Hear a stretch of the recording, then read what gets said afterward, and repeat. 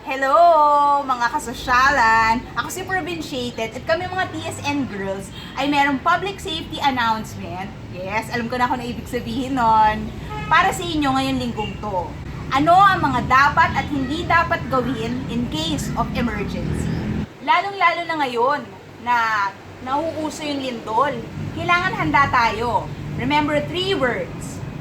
Duck, cover, and hold. Parang ganito.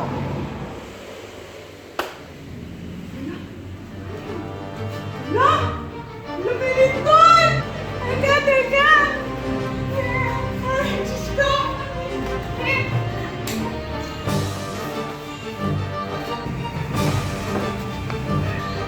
Diyos ko!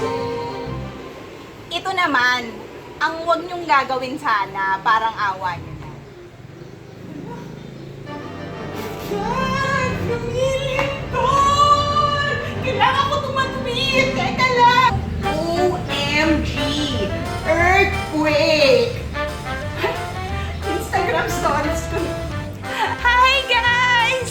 May earthquake kayo dito! Ito ko ay kumire! In case naman ng sunog,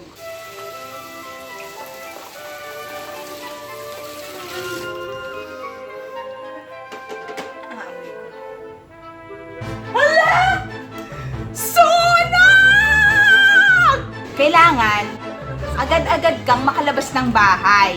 Kung kinakailangan gumapang ka at takpan mo yung bibig mo para hindi mo malanghap yung usok, gawin mo. Paglabas ng bahay, magtawag agad ng tulong, tumawag ng pumbero. Yan, ganyan ang tama. Huwag ka na magbibibit-bit ng kung ano-ano at maghahakot. Ang importante, ligtas ka at yung pamilya mo. Hindi katulad nito.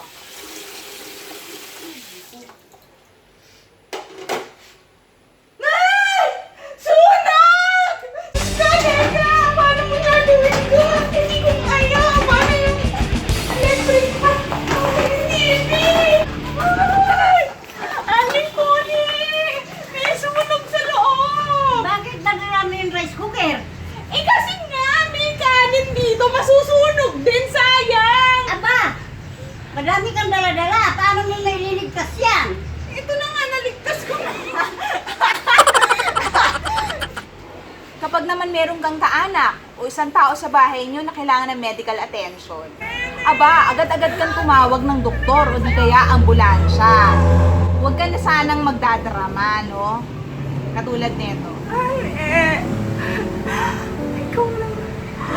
Bahala ka. Daddy. Tsaka kay ate. Yung mga aso, alagaan mo. At saka yung mga manok. Ano ba sakit mo, ate? Ano pa kasi ako ang sakit. Sobra ka. Sobra ka.